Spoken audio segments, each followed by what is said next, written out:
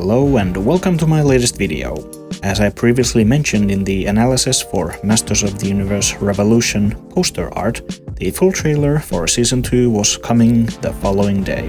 And here it is. Boy, do we have a lot to uncover. Spoiler warning in case you haven't watched it yet.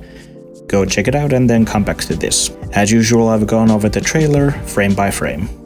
No, really I have over 2,800 frames from this trailer because I'm trying to do the best research here that I can. It's a gift and a curse. Just like in the previous breakdown video, I will be switching the clips around for this analysis.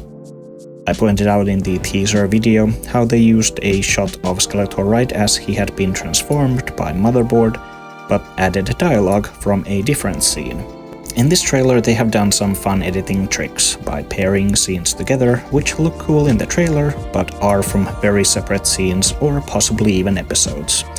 I'm speculating on some of them. Speaking of speculation, I ventured a guess in the previous video that Battlecat might be fighting against Too Bad, but I noticed in the comments a viewer pointed out that it might be Spikewar, and I tend to think that yeah, Spikewar is more likely. Before jumping into the video, my name is Jukka. If you like my content with official reveals, behind the scenes info, histories and origins about He-Man and She-Ra, hit the subscribe and like button. I'm also going to have a raffle where you can win one of the items on screen.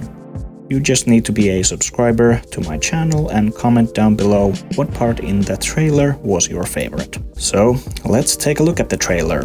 As many fans predicted from the very first poster for Season 2 that showed King Randor's crown on the ground and an eerie image of Skeletor above, that Randor will most likely pass away. We do know that he went to help fight against Scareglow with his son in Eternia, and they get out from there unharmed. So for now it's unclear what is the cause of his death. I'm gonna say natural causes based on the trailer, where he is in bed with Queen Marlena and Prince Adam by his side. His crown set aside on a small pillow. Then this appears to be at Randor's funeral. Adam looking downward with a sad yet pensive look. The lights at the royal palace are very soft, hazy ones on each side of the hallway. We see Prince Adam going in front, with Man-at-Arms on the left behind him, and then Queen Marlena on the right side, all wearing black outfits. Marlena looks to have a semi-transparent veil covering her head. Cut to a big reveal shot from a balcony looking down, Randor's coffin in the center, a ton of people mourning on all sides, black banners put up on the floor, a somber Randor in the glass coffin in his royal garb, sword and crown, plus other items surrounding him. And here is a better look at Adam's dark costume with a black sash, white collar and some golden highlights. Adam has doubts about himself and his role for the Eternian people, which is something we saw a couple times in the Filmation series as well. Then there looks to be trouble on the horizon, some fire and smoke in the city. On this higher palace level, we still see Prince Adam, Man-at-Arms and Queen Marlena there, now joined by Cringer, Andra and Orko. Plus one more character which is harder to decipher. At first I thought it might be King Miro, but there looks to be blue skin on him, so may need to wait and find out. Techno cult of motherboards is attacking the royal palace with Triclops and even Trapjaw. Trapjaw looks to have survived the buzzsaw that Andra used on him during Season 1, as you may recall. Though I gotta say, looking at how his helmet is patched up from the front all the way to the top, he took a nasty hit. The cult members are tearing down He-Man's statue, which we also got a glimpse at the very end of Season 1. And I think whoever sculpted this deserves an A for details, because they even added the slit on the back of He-Man's harness where he keeps the power sword. Prince Adam is ready for battle with Cringer, and just to pause real quick on this, how did he convince Cringer to jump from such heights, only to transform in mid-air into He-Man and Battlecat? Then He-Man is riding on Battlecat into action and he looks up. And next shot is a giant creature with some organic looking parts mixed into tech. very reminiscent of the ancient evil that I mentioned was present in the mural inside Castle Grayskull. But this one is a bit different, and I still can't get over how it seems to be inspired by the evil angels seen in Neon Genesis Evangelion. The monstrosity is just doing a lot of havoc with its laser beam here. One very quick shot looks like He-Man about to punch something, but we don't see what is at the receiving end of his fist. Then it appears as Battle Cat attempts to attack the ancient evil, but is knocked into the nearby building. On the ground we can see there are some Eternian citizens, royal guards, and at the bottom on the screen is Lieutenant Andra with that blue-skinned dude again. A close-up of Lieutenant Andra ready to blast something on her left wrist blaster with a blue-colored beam. Also notice that behind her is a lot of blue sparkly goo. Let's circle back to that. The next shot is from a different scene, because now Andra is shooting a red blast with her right arm, and she's with Orko fighting against the creature. I've seen some fans ponder if this might be an existing character like Trapjaw, but only transformed. Shout out to Toy Frenzy Podcast, or Mantenna. But because we see them on the mural at Castle Grayskull from ancient times, and we see both Mantenna and Trapjaw in the trailer as their regular selves, well, Trapjaw holding on to what's left of him, I don't think these are any transformed characters. It's some ancient evil, but I'll refer to them as creatures for now. Then we have Skeletor standing on the pedestal where He-Man's statue used to be, before getting torn down. Again, more blue techno-goo behind him. He snaps his fingers and we see that any citizens who have the blue techno-goo on them are now under his control. In the back there looks to be a fun nod to a Pelesian race from 2002 cartoon show, and it appears that maybe the villains were able to somehow turn the techno liquid from season 1 into a blue smoke that can be more easily spread and infect the citizens. I really love the variety of different races here on the citizens. And oh look, Powerhouse director Patrick Stannard got infected. Here we see more of Skeletor triumphantly on a pedestal, plus a cool Easter egg with a member from the Kex race that fans remember from vintage Minicomic, He-Man and the Insect People. This season will have a whole lot of nods and Easter eggs, so expect more videos on those topics from yours truly. The infected citizen here in front is also from Powerhouse Animation, the storyboard supervisor, Danny Araya, and I hope I didn't butcher your name too much, Danny. Skeletor is seemingly blasting at He-Man here, as He-Man manages to deflect it with his power sword. Also note that this clip was mirror flipped for the trailer, as we already know that the fused staff is on Skeletor's right arm. And once again He-Man deflecting it and sending it up to the skies. Man-at-Arms here giving some pep talk to He-Man about how it's not about what he holds in his hand, but in his heart. Which could be him referencing either a royal staff as a king, or perhaps more likely the time when He-Man is without his power sword, as we have the text at the back of battle armor packaging describing that at one point Andra creates him his battle armor. Then we get a shot of Skeletor using his powers to infect and transform Too-Bad at Snake Mountain, previously seen in the footage shown behind closed doors at San Diego Comic-Con. In a more interesting quick flash, Skeletor is looking at this crown, which has a small jewel in the middle of it, so we know it's not Randor's crown and not Marlena's. But here you can see that he is just his regular skull-faced self here. No techno changes on him. But in the trailer it goes by very fast. Then, in a very awesome scene, we have Hordak at the Fright Zone. As you can see the tree in the background, seemingly deflecting his student Skeletor away. The sword that Hordak is holding looks interesting, and I can't quite place it yet. It reminded me of the sword he forged for himself in the Eternity War comics, but it's not the same one. This also seemingly takes place at a time when Skeletor still had regular looking feet. At least he has boots here, and looking at his forearm, it's not all that clear, but he doesn't have the ridges on the sides. When we compare it to the flashback from Season 1, as he introduced himself to a young Evil-Lyn, by that point, he did have the clawed feet ridges on his arms. The shot is very cool and dramatic one with lighting in the background and everything. The red particles that frame these shots are a fun indicator that they are flashbacks. Now, whether it's Skeletor's own memories we are looking at here, or some type of projection, remains to be seen. Then the very gruesome shot of Skeletor's face, with an eyeball there and melting blue skin on his skull. Most everyone has jumped into thinking that this will be the Keldor acid melting part that was in the 2002 series. And while they made such a big point during Season 1, with the intro stating that Skeletor is a demon, he referred to himself in one episode as a demon, and all the comics that are connected to Revelation have him as a demon.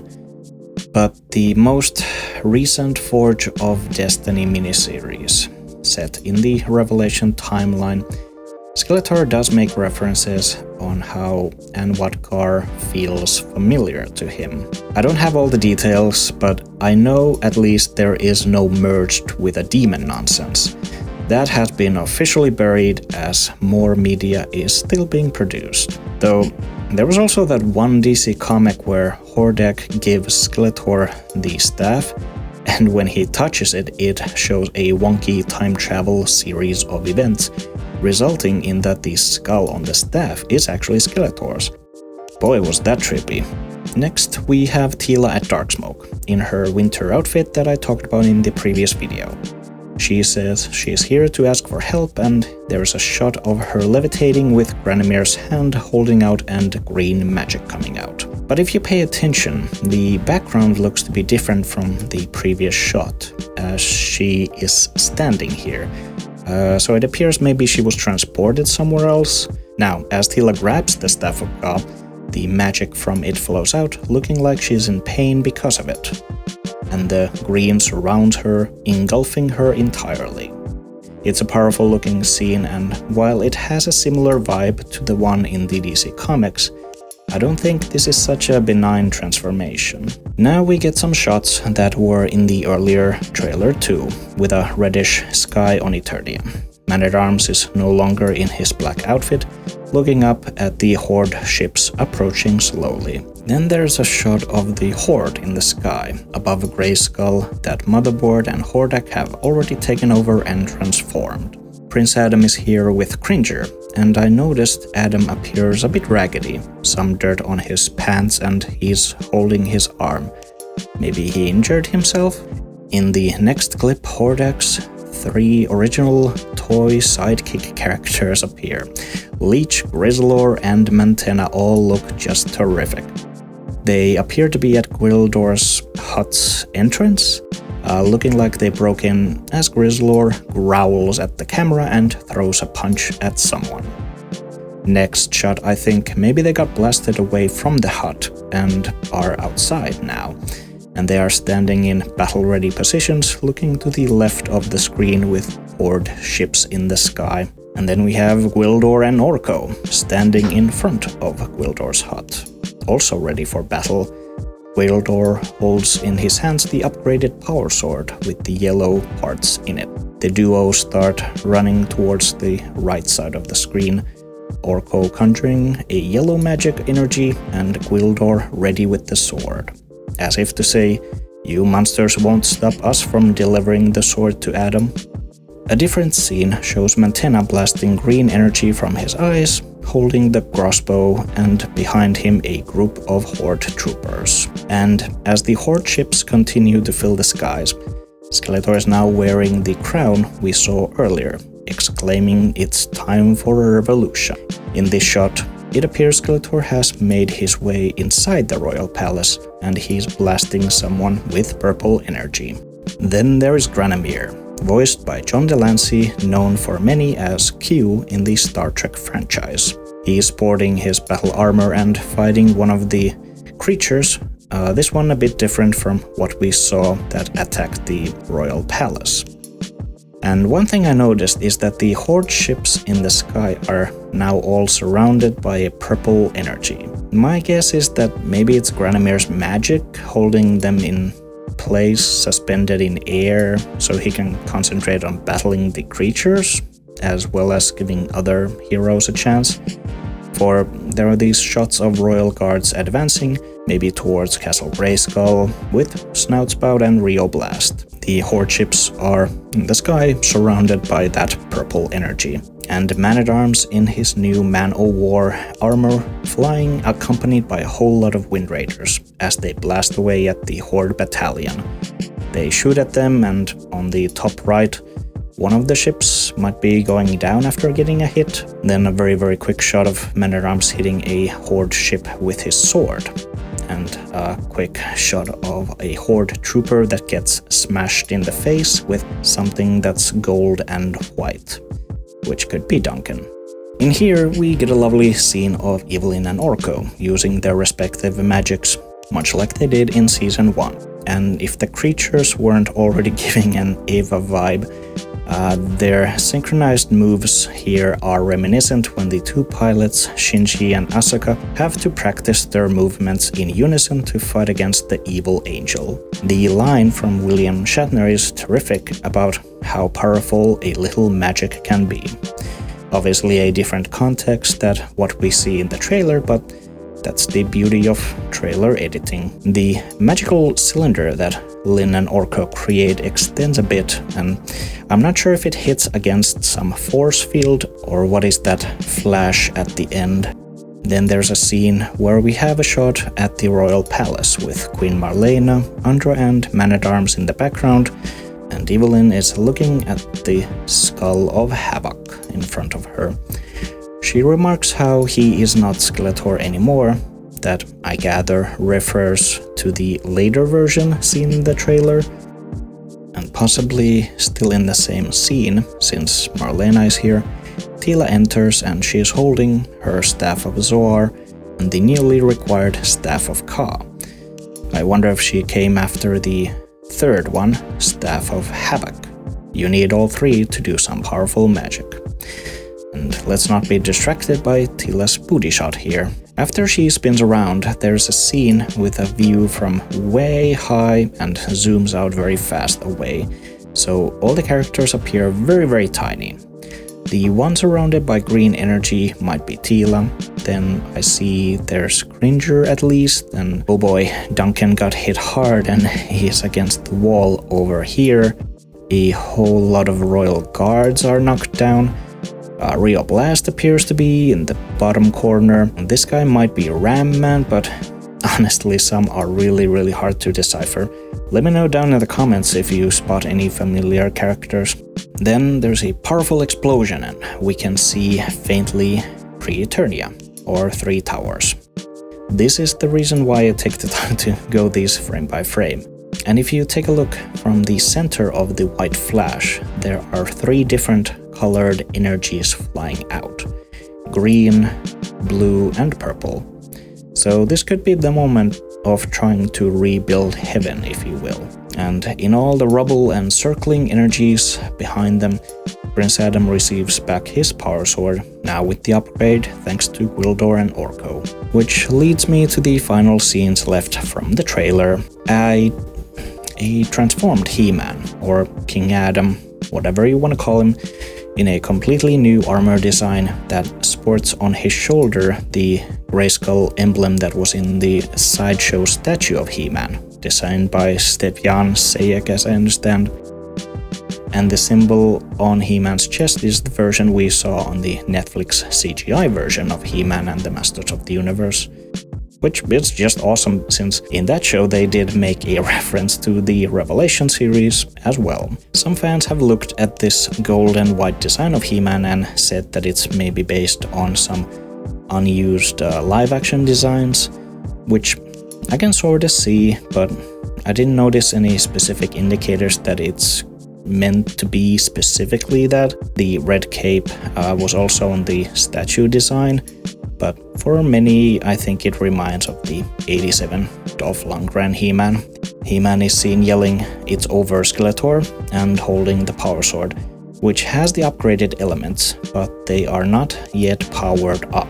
Then we have the shots of Skeletor in his new design as well. No longer the techno fully infecting him, but there are some parts.